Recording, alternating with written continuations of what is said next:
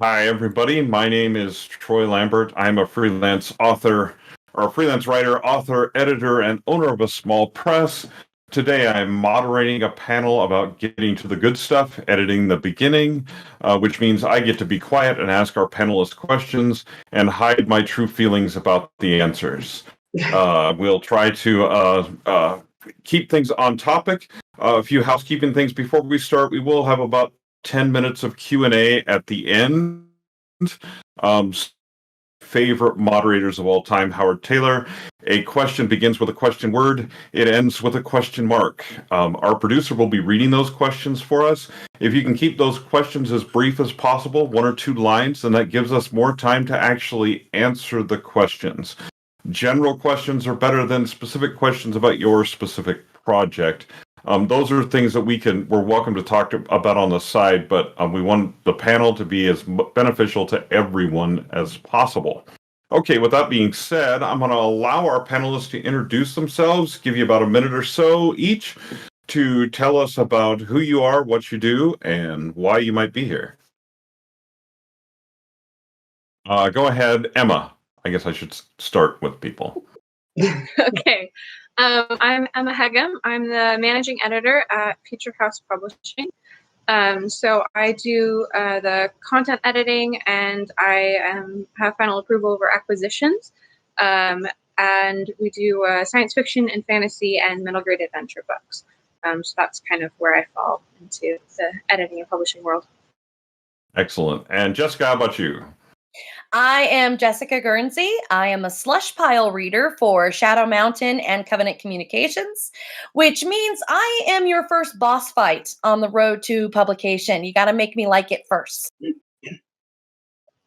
Excellent. And God bless you. Okay. Go ahead, Kris. I'm Kris Atkins. I write science fiction and fantasy. And I have my master's in finance and creative writing. That's a mouthful. And I am not yet published, but I am working really hard towards that. So, and I like beginnings. They're important. Excellent. Beginnings are important. Now, before we start, I'm going to define what I think of as beginnings, which is generally that first 3 chapters that basically you have to get an editor to get through or an agent to get through in order to get your book on the road to publication. So I'm not talking just about the first chapter, although that's very important. But we're going to talk about some other things as well, because you have to not only grab our interest in the first chapter, but you have to keep us reading. So let's talk about that for a little bit first. So let's start with something very basic. What makes a good beginning of a book? Words. Words make a good beginning. Words make a good beginning. Can you elaborate on that a little bit for us, please, Jessica? I want to be grabbed immediately. I don't want you to wake up and look in a mirror and tell me what you look like. I want to know exactly what's going on. You know, I want to get right into the what is happening, not the who you are just yet. So that's, I think, what makes a good beginning is what is happening. Other thoughts, Emma or Kris? I think you need to hook your reader with tension as quickly as possible. And tension doesn't have to be a fight. In fact, a fight can have no tension if no one cares about who's in it. I'm thinking of Pride and Prejudice, where the beginning is the famous line that I'm drawing a blank on, but it's basically, everybody knows that a rich guy must need a wife, right? And then we jump straight to the Bennet family, and Mrs. Bennet is talking about Mr. Bingley coming, and she has these eligible daughters, and automatically we're hit with tension. But it's not what people normally think of as tension, and it's a humorous tension. So you can set up tension in all different kinds of ways, but it has to be there. Absolutely. Yeah, a good beginning is going to have an immediate emotional connection. You don't just want like, oh, that's cool. You want like, oh, that's cool, right? Like you need that emotional backing to really pull them into the story and make them turn the first page. And so that could be, a connection with your character, a connection with something that's at stake, a connection with, a situation that's funny, but just something that emotionally is going to reach out and grab your reader's heart. that's going to be what makes a strong beginning. Right. It has to be a hook, but one that we're interested in, not just like an interesting hook. Unfortunately, we see that all the time, as you all know from reading slush pile submissions, that you see hooks that are meaningless. Someone dies in the first couple sentences, and I don't even know who they are. I don't care. So I don't care. I don't care. I don't care. I'm like, it's like like picking up a George R.R. Martin novel in the middle. It really doesn't matter. People are just dying, and I don't even know who they are. Okay, so now we're going to talk about something that is a dirty word often for me, and I know it is for other editors as well. And so I'm going to ask it this way. First of all, I'm going to ask just a real quick round of prologues, yes or no. Can I say hell? Can I say hell no? Is that bad? Yes. Okay. You can. Oh You my can. gosh. You can No. say hell no. Yes. Any other thoughts? Kris and Emma, what do you think? Choose carefully. Choose wisely. Okay, that's good. Yeah. There are a lot of bad reasons to have a prologue. There are a lot of bad prologues. So if you're including a prologue, that needs to be very justified. Every book has a chapter 1. Not every book needs a prologue. So if you're putting one in there, you had better have a reason. So I just had a really interesting experience. I have a prologue in my book. And so my book is a retelling of the Trojan War, and so my prologue is my Achilles origin story. And I just entered author mentor match. I did not get accepted, but I got a lot of feedback from all the mentors that I responded to, and they all responded. They're like, "Your prologue is so good. It is exactly what a prologue should be. Take it out when you query with it, because agents hate prologues." And they're like, definitely fight to get it in there when you get it published. So I, taking from that, I just say, like, don't have one. And then once you have an agent, if you feel really strongly about your prologue, like, that's something you can bring with your agent who knows what they're talking about. But it was just really interesting to hear them say, like, your prologue is what a prologue should be. It's really good. They're like, I don't know how you're going to get this information into the story without the prologue. Good luck with that, but don't have the prologue when you query. So That's choose wisely. I think going along with that, a prologue is going to be a different point of view, a different time point. You know, it's something separate from the rest of your story. Yeah. And so, you know, if you've got 2 pages to convey your book to an acquisitions editor or an agent, if you start with this completely other thing, and then, you know, you're trying to get them to connect to the whole rest of your book, you're just not sending them what they're looking for, right? You're sending them something else. You're, you know, distracting them from what they really need to get to right away. So even if a prologue is really important for the whole book, it's not going to be the same as what your first chapter is going to show to an acquisitions editor or an agent about your writing style, about your point of view, about your main character, about what this particular book is. Right, and that's actually what I was just going to ask about, and that leads into that beautifully, is like, I see that there are rules for prologues. I consider them rules. And I know every time I mention this, some writer will say, well, rules are made to be broken, and you can just write whatever you want. And I'm like, well, you can, and you can self-publish whatever you want, but it may not go over well with readers. But when you're looking at a more traditional publishing route, there are gatekeepers you have to get past, and you're absolutely right, Emma, in that what we really need to see is those first 3 chapters. So anybody else have other ideas for rules? Mine is, you know, different point of view character, different time frame, and it has to kind of tie into the rest of the book. It needs to be kind of necessary. If it's not necessary, leave it out, kind of like anything else. Any other rules or advice you give to someone who actually says, I just have to have this prologue? Well, Jodi Lynn Nye, who's a very popular author, I love to quote her about prologues. And she says, prologues are like heart transplants. You only have one if you really, really need it. And I find when I'm reading the slush pile and there's a prologue, 95% of the time, it's an excuse to info dump. So if you're revealing a prophecy and you're revealing all these names and numbers and dates and locations, that's just an info dump. That's not what the prologue is about. So really watch for info dumps if you must have a prologue. Absolutely. Yeah, your prologue absolutely needs to be an active scene. If you are just talking at your readers, work that information in somewhere else. The prologue needs to be a scene that somehow is not going to be able to be fit into the rest of your book. If it's just information, you can work information in anywhere. That's not something that qualifies as needing a prologue. Right, exactly. It still has to have that hook, and this is a big thing. The genres we're talking about at this conference, sci-fi and fantasy, it's a big thing because people like to do some world building right there in the prologue, and I'm like, please don't. Please don't. But that leads into the next question, which is, as I was looking into prologues and prologue rules, as I'm talking to people about stuff like this, I've often heard people say the first chapter is really a prologue that doesn't follow the rules. True? Not true? Thoughts? Not true. Not true at all. Your first chapter is the heart of this, getting into the heart of your story, whereas a prologue is, like we said, it's different point of view, different time period. Your first chapter should be introducing us to the main conflict, at least the beginning of the main conflict. So I think that's absolutely false.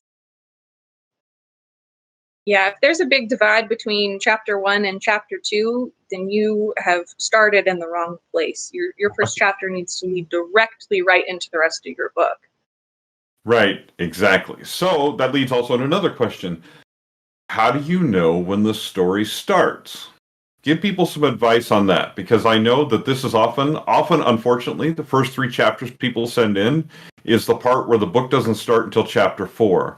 And if only we could have gotten chapter 4 through 6 instead of 1 through 3, your book might have gotten picked up. So tell us what makes that good start. How do you know this is the start of the book and not somewhere else? I find a lot of, especially epic fantasy, where there's a lot of world building, they're just showing me things. They're going through their day to day. They're making breakfast with, orange plants instead of green plants. They're showing me things that really have no bearing on the story. They're just trying to build the world first. And it should happen more organically in the telling of the story when you're building the world. It shouldn't be, okay, when you make potatoes, they're actually orange and not white. And my dog actually looks more like a giraffe than a dog because that's my world. I don't need to know that unless for some reason that is very pivotal in the moment. So I get a lot of, well, I have to build up the world before I can start the story. And that's not the case. You don't have to. Some writing advice. Excuse me. I'll be short. Some writing advice I got like 10 years ago, very, very early in my writing journey, was your story should start the day something changes. And so I like that. That's kind of That's what I use as my guiding post is what is the day, what day does it change? And that's where we're going to start the story, your inciting event, basically. Emma, what were you going to say? Gotcha. So, if you're telling a big, long, epic fantasy story, maybe the actual day that the, overlord shows up and kidnaps the princess is a little confusing because you don't know that he's the evil overlord. You don't know the princess yet, right? Because you don't want that conflict where there's no emotional connection. So if you're starting before that moment, which you can do, you need to make sure that you are starting with setting that moment up. Everything you write has to be, I'm setting up the stakes for when that moment comes. I'm giving you information you absolutely have to understand that. So if I'm world building, I'm telling you that I'm showing you, not telling, that the evil overlord is evil, right? Like every detail on the page is making you terrified of this evil overlord and making you love this princess so that when he shows up and kidnaps her, now you're invested in that story.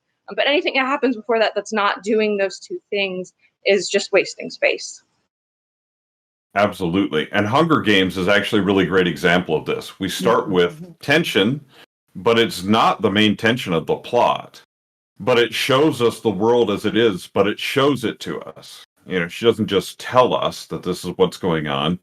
we see what's going on in the world, and that leads us to caring about the characters, which then leads us into the main plot.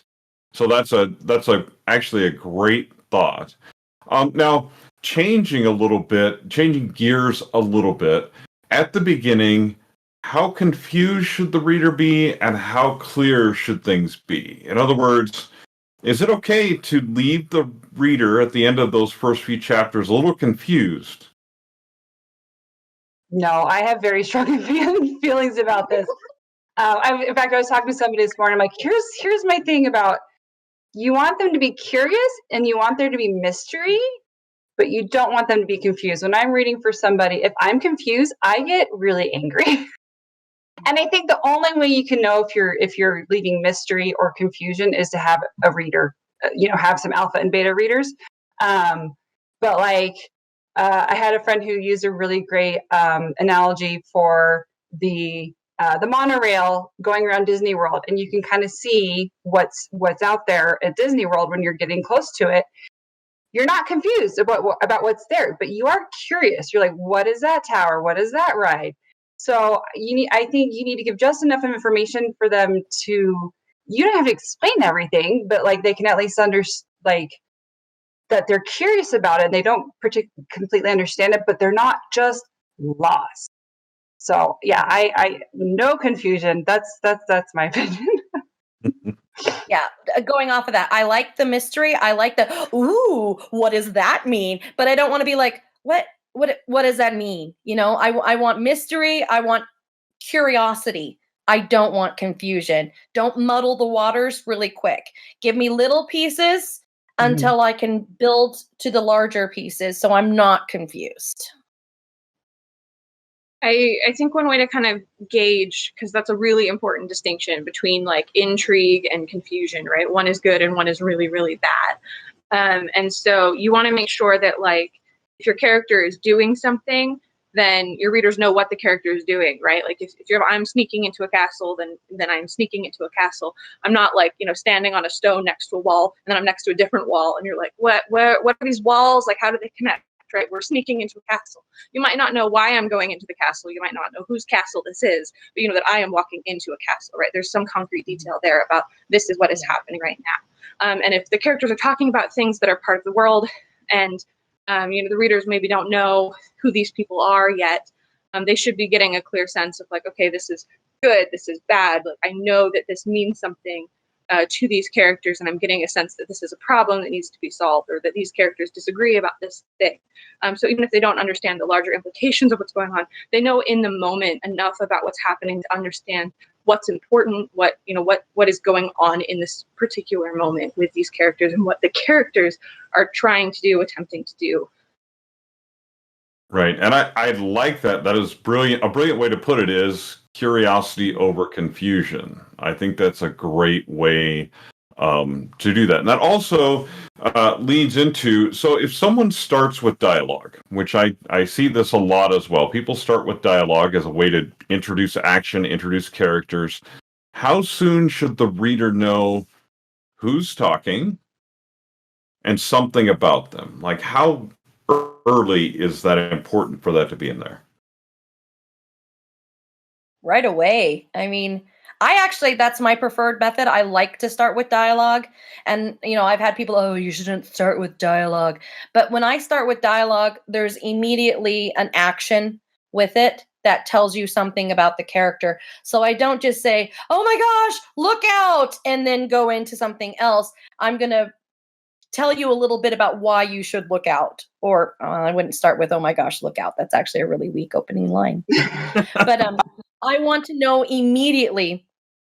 Okay, let me try that again. So I like to start with dialogue, but then I also immediately let you know who is talking, why they are talking, and in that I'm going to work in something about the setting, something about the moment, so that way you're not confused by that instance of dialogue. Excellent. Dialogue Other works thoughts?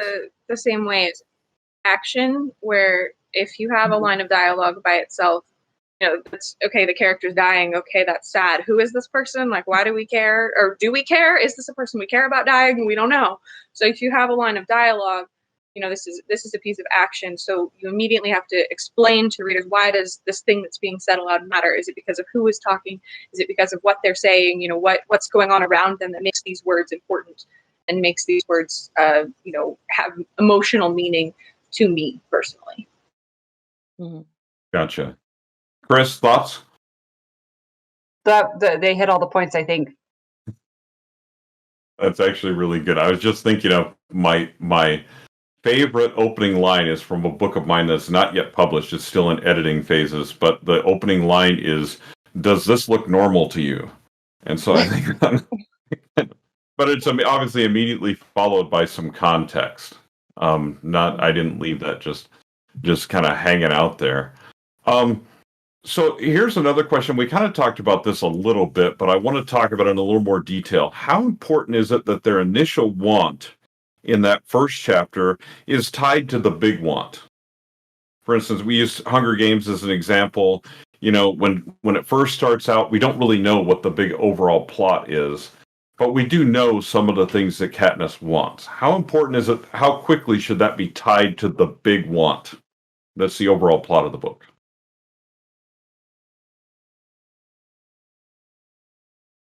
That's a really good question. I would kind of go back to what is that you're setting up. So if what you're establishing is like at the beginning of Pride and Prejudice, you're setting up the conflict of these various relationships and things. But originally, Elizabeth doesn't think that Mr. Bingley is going to have any interest in Jane, right? She has no context for that. That's eventually going to be a problem. But she does know that her mother is throwing her at Min, and you kind of get that stakes from her. But her immediate goal is to laugh at her mother along with her father, right? And she's in this scene where she wants something that just really is not tying her to her eventual goal, but the scene itself still is, without that being her goal at the time. Sure. Using your example from Hunger Games, Katniss's initial want is very much intrinsically tied with her big want, because what does Katniss want to do? She wants to survive, and she wants to take care of her family. And so it doesn't change when she gets into the Hunger Games. It's just a lot less sure that she's going to survive and be able to take care of her family. So I think, yeah, it's going to be tied in pretty quickly. But I mean, I think also it depends on how big your book is, right? Because your pacing is going to be different. Because typically you get to the big want around the 25% mark, right? So if your book is really big, it might take a while, but I think it should at least have echoes of what the big want is to come. It needs to be intrinsically tied into who your character is from the moment we meet them. We should be able to see once we get to that big want, we should be able to look back and be like, oh, this is in keeping with everything I've read up to this point. Right. Which goes back to maybe... Yeah, it maybe goes back to character motivation. So we can talk about that a little bit. I mean, how quickly should their underlying motivation, how important is that the big wants and the small wants at the beginning all tie to that same motivation? I mean, I think that's kind of what you're alluding to there. Yeah, Kris. yeah. I think it's basically what intrinsically drives your character is going to be what is helping them make these decisions in both situations, or in every situation they encounter. I had a teacher who always said, your character should want something in every scene, even if it's a glass of water. But what they want should be intrinsically tied to like who they are, and so it will all be interconnected, I think. Gotcha. That makes a lot of sense. Other thoughts on that? I think you kind of have to consider your genre with your beginning a little bit, and that's going to kind of help you determine what kind of a goal that your character needs to have right away.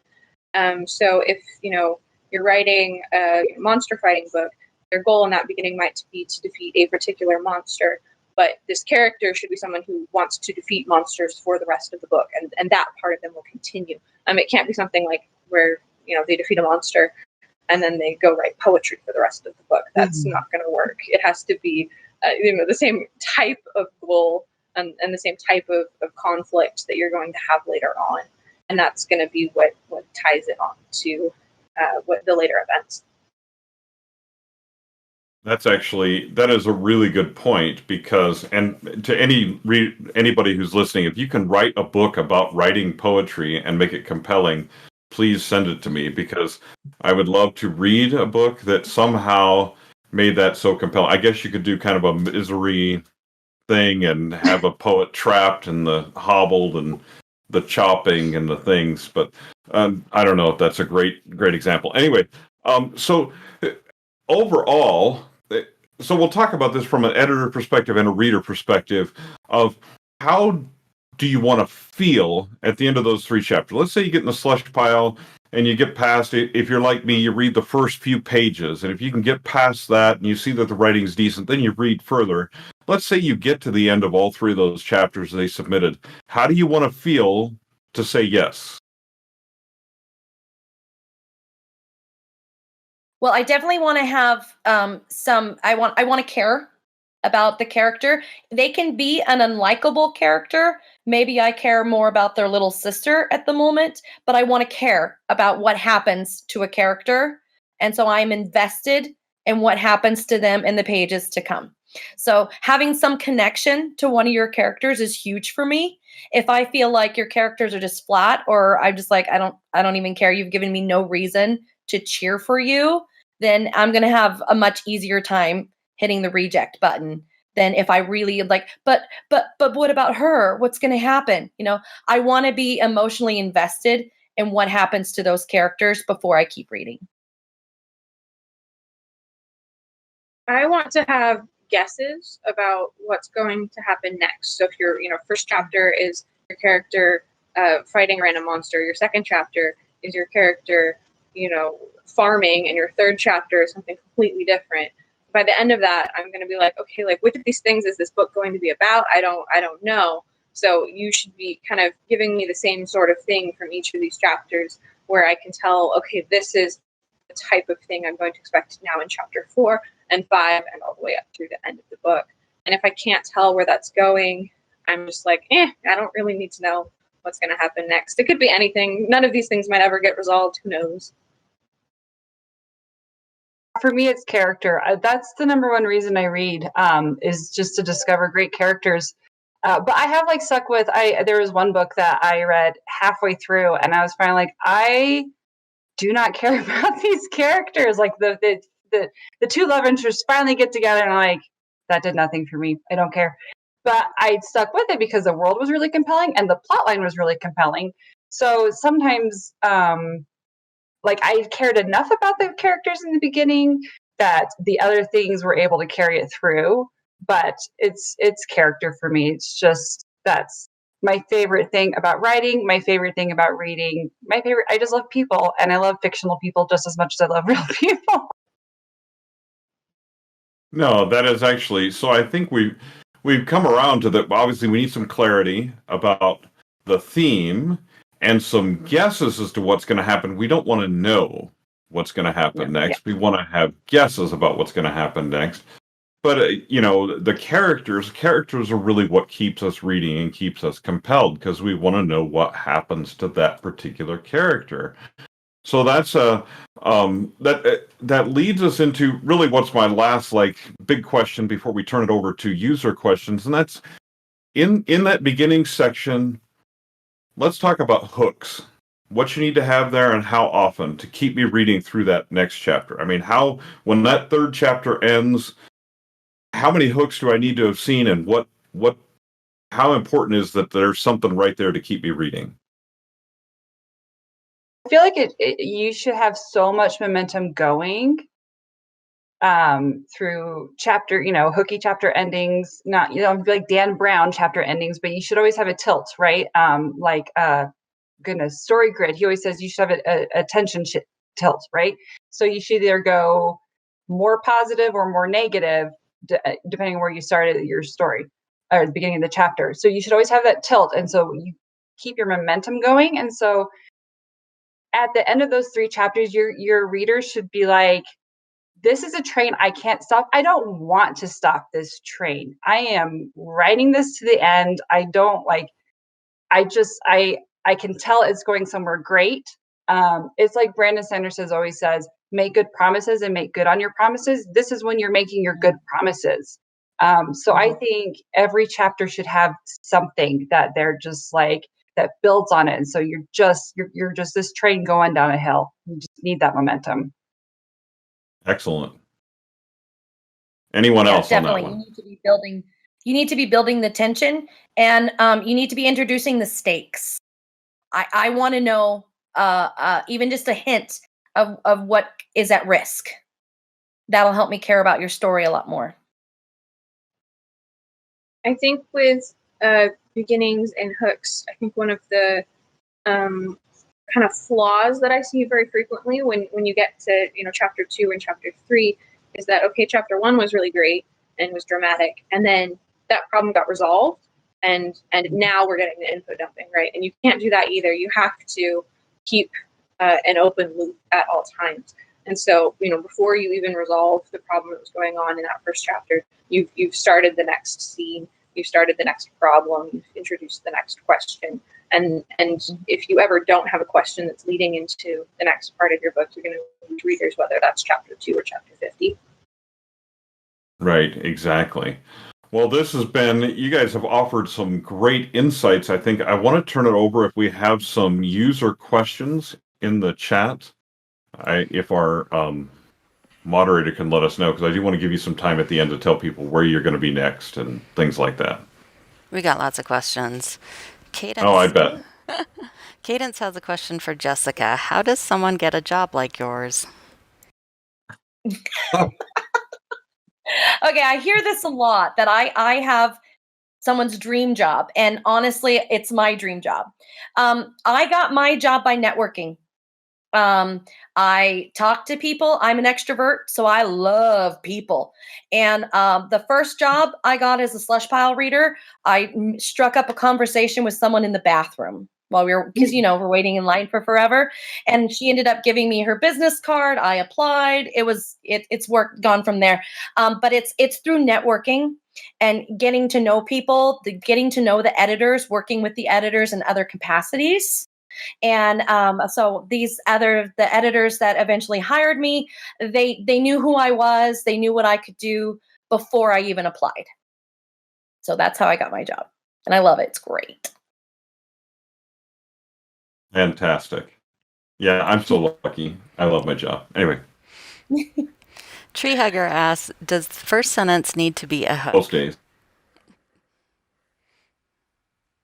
Well, it has to be interesting. And isn't that the definition of a hook? It has to be good. Yeah. It can't just be like,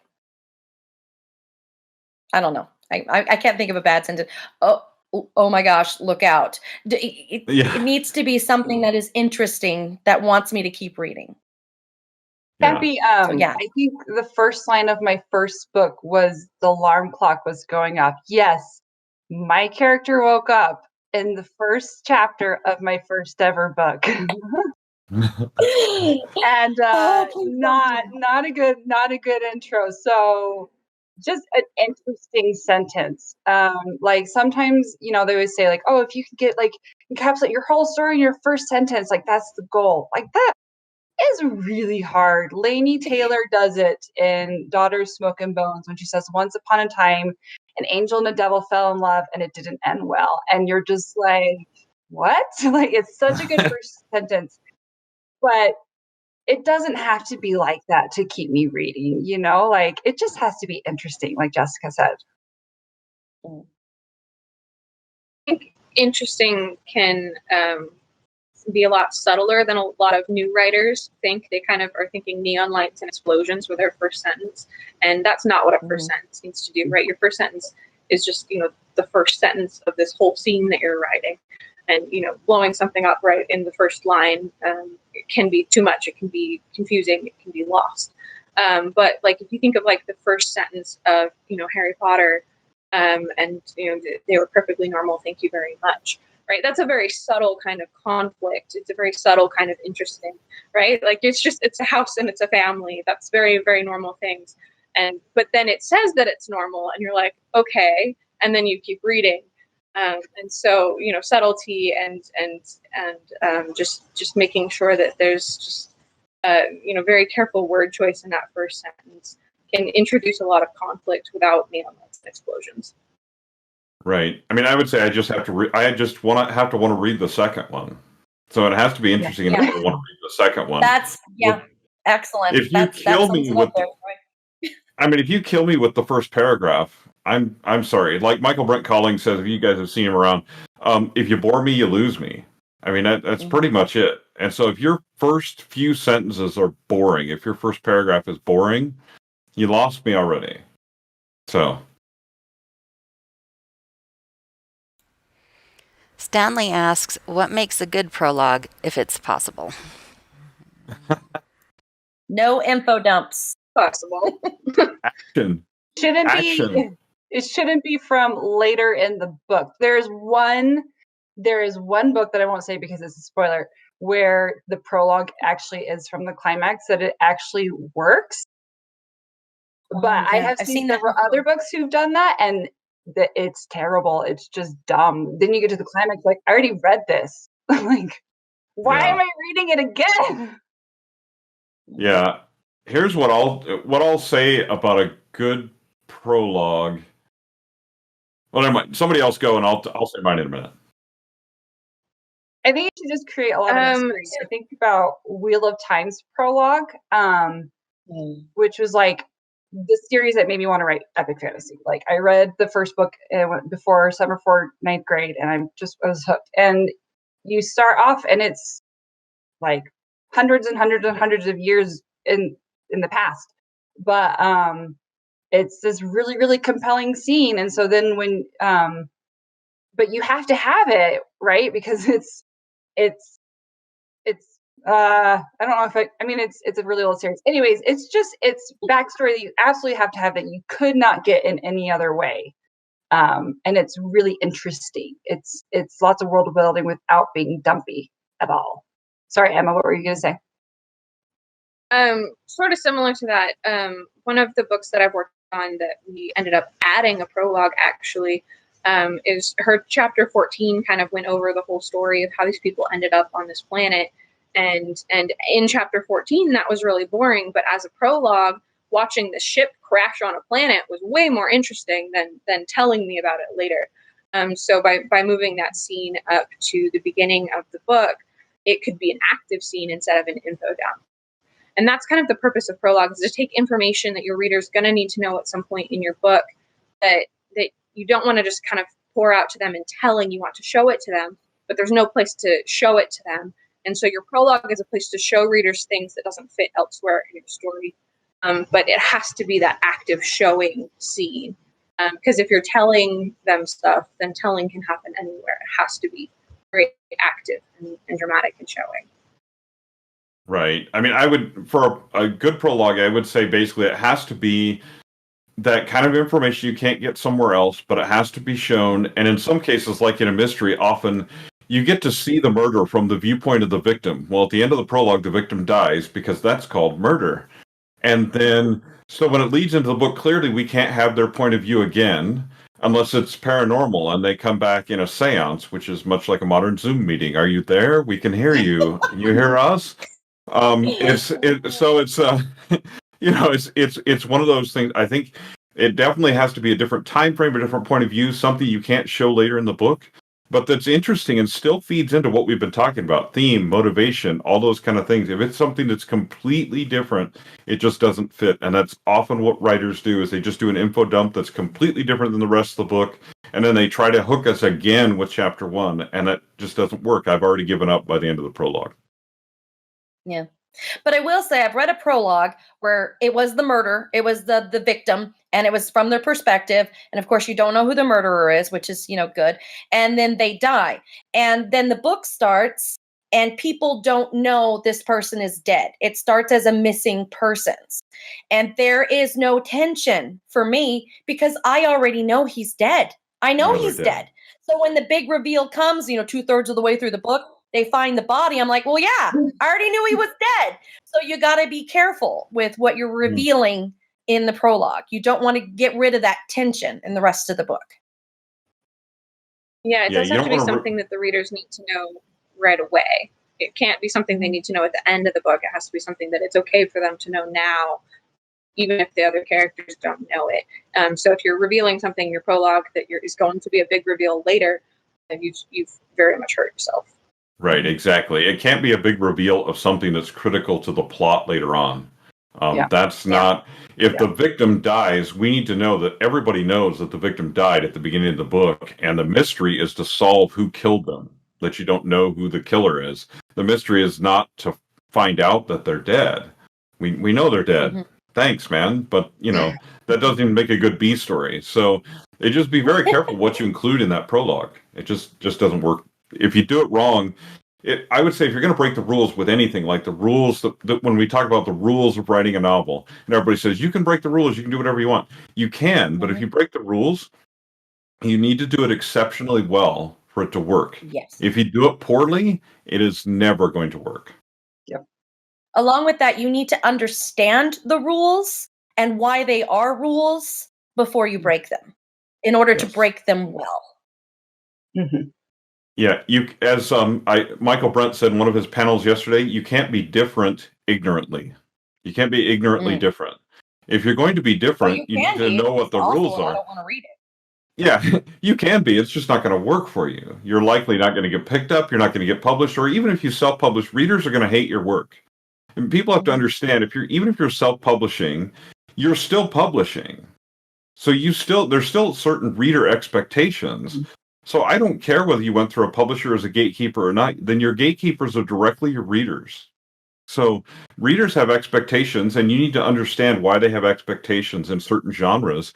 I don't care if you self-publish or if you traditionally publish. If you publish a romance that does not have a happily ever after, a happily for now ending, you're going to get roasted and your career is over. That's just the way that it works. For the most part, unless you do some kind of exceptional job that readers will give you an exception to. Well, it's oh, sorry. You go. I was going to say, like, Jackson Pollock, Picasso, Monet, like they all mastered the traditional styles of painting and all of that before they started doing their own thing and breaking the rules. They had to learn the rules and become masters of the rules before they could break them. And it's the same thing with writing. Yep. Mm-hmm. Tying that back to prologues, if you're thinking about adding a prologue because you want to have a prologue, that's a bad reason to have a prologue. Mm-hmm. Adding a prologue is something that happens. You've written your book and you have this information, you have this scene, you have something that you can't find the place for, and the place for it is the prologue. But if you're starting out with the intention of having a prologue and you're writing that prologue, likely, unless you've outlined really carefully and you've figured out that there's no space for it elsewhere, which, that can happen too. But if you're writing the prologue because you're trying to start with a prologue because you like, oh, my first chapter is boring, but I can, have conflict in this scene, and then I have time to build up to the conflict later. All of that is not having a prologue because you need one. It's having a prologue because you're trying to force that onto your book. And that's not going to end up being a good prologue. That's not the right place to start with creating prologue.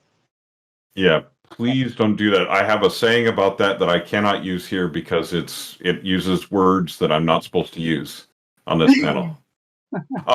But okay, so we probably have time for one more question, then I want to give the panelists time to talk for just a second. Regina asks, when you talk about the big want, how does that relate to the character's need? Man, that's a big question. Is our last question. Often the character's needs that could be a whole panel. Yeah, because often the character's need. Part of what's fun in fiction is to reveal that what the character wants is not what they need, and that they don't know that. Mm-hmm. And so that's a whole. I would say that's a plot question, not a beginnings question, and that we would probably have to have an entire separate panel on that. Because and typically you're not going to know that in the beginning of the book. The character is going to have a want at the beginning of the book, and we aren't necessarily even going to know their need until maybe later on, but they're going to have a want, and part of the plot is going to be them pursuing that want and all the obstacles that keep them from getting that. But they may be wrong about what they need, or the two may be completely divorced from each other. So I think it's almost an entirely different panel. But I think that's a little bit complex. If you can include all that information in your first 3 chapters, there's very little reason for me to read the rest of the book, because I already know what they want. I already know what they need. Now you might be able to present it there if you leave enough hanging that I'm willing to read the rest of the book. But often that's the red herring. The red herring is what they want. The thing they're pursuing is wrong, and it's what they want. But underlying, we start to see that what they need is something vastly different. So for that is what is it? Helping writers become authors.com. It's KM Weiland. She's got books and blog series about character art and plot structure that really helped me understand need versus want. So I would direct you towards that. She is a wealth of information. So check her out for sure. It's helping writers become authors.com. Make sure I get it right. yeah. Okay. It's a mouthful. I would say, first of all, love a lot of the stuff on that blog. Great advice. Second of all, presenting that much information to your readers in the beginning of your book is probably too much to try to pack in. Like, you're keeping secrets, you're telling them only what they need to know. So if you're worried about character wants and needs right up in your first chapter, that should be something that you understand about your character. You know what they need, you know what they want in that first chapter, and that should flavor their actions, it should flavor their dialogue, it should flavor the events of the story.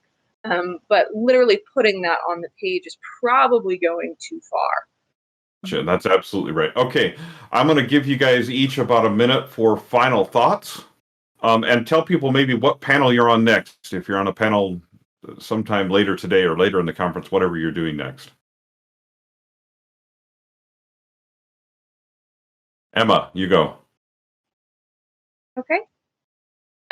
So yeah, my kind of just overall summary about the beginning of the book is don't try too hard to force excitement into that book. Find the excitement that already exists in your book.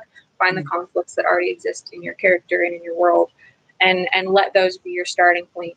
And by starting there naturally, you're going to lead really well into the rest of your book and have a beginning that's going to catch readers or acquisitions editors or whoever's attention in the right way for the story that you're going to be telling.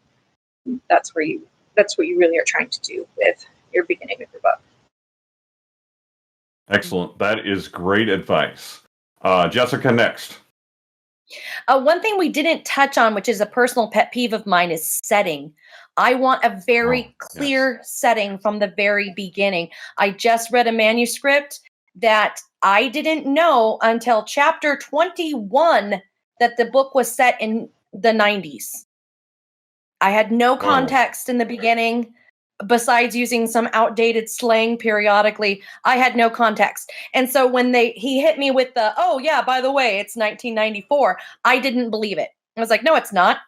Because you've spent 20 chapters where I'm in a modern setting, and now you can't hit me with it's 1994. No, it's not. It's not in my mind. And so there was I couldn't suspend the disbelief. It broke me, basically. And that was one of the points where I was like, this is a no.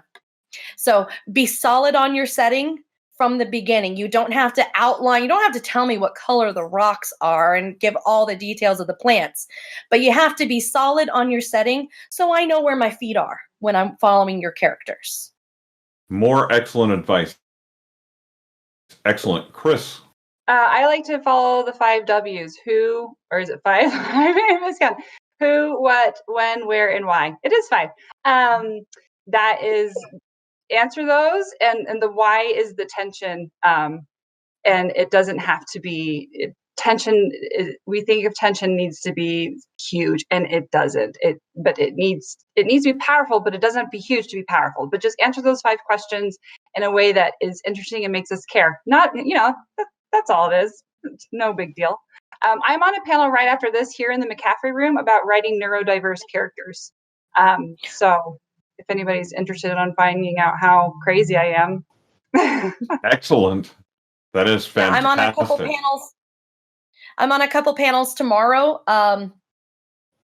One is I'm really looking forward to it. It's the last panel of the entire LTUE, and it's "Am I Doing Something Stupid?" So I'm looking forward to that one. And also on adding the 5 senses to your writing, which is also something I feel very strongly about. So those are the other panels I'm on tomorrow. Excellent. Emma, where are you at next? This afternoon, I'm going to be on some panels. I've got the realistic dialogue panel and the emotional and sensory details editing passes. Excellent. Well, thank you all for being with me, for putting up with me for this time and allowing me to harass you and ask you questions. I will be on a panel at 3:00 called, I'm on several things throughout the rest of the conference. Some of you know I'm a special guest, so there's all kinds of things I'm doing. The next one is character studies, rogues, smugglers, and other morally gray characters. Why are they so attractive? Which explains people's attraction to me clearly. And so I will be there at 3:00. Also, I've dropped the link in a couple different chats, and I'll drop it in this one as well. There's myself and 4 other authors are doing a book giveaway that you can enter to win. You can win this book, which is mine, Harvested. There are 4 other books in the giveaway by Michael Brent Collings, David Butler, and a couple of other authors as well. So I'll drop that link in this chat. You guys are welcome to follow that and enter to win some free stuff if you would like. Thanks everyone for joining us. I think we're almost out of time, or maybe a little over time. And we will see you wherever you see us next. Always feel free to reach out if you're at the conference. I'd love to chat with writers. I really miss doing it in person. If this were an in-person conference, you would find me in the bar for the next hour. But since it's not, I'll visit the bar in my living room. So we'll talk to you all later. Thanks.